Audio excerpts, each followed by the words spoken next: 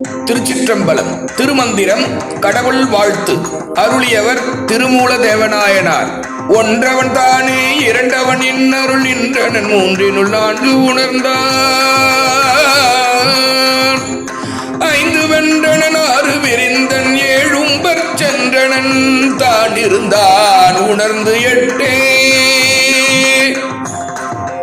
போற்றி இசைத்து இன்னுயிர் மண்ணும் புனிதனை நாற்றிசைக்கும் நல்ல மாதுக்கு நாதனை மேற்றிசைக்குள் தன் திசைக்கொரு வேந்தனாம் கூற்றுதைத்தானையான் கூறுகின்றேனே.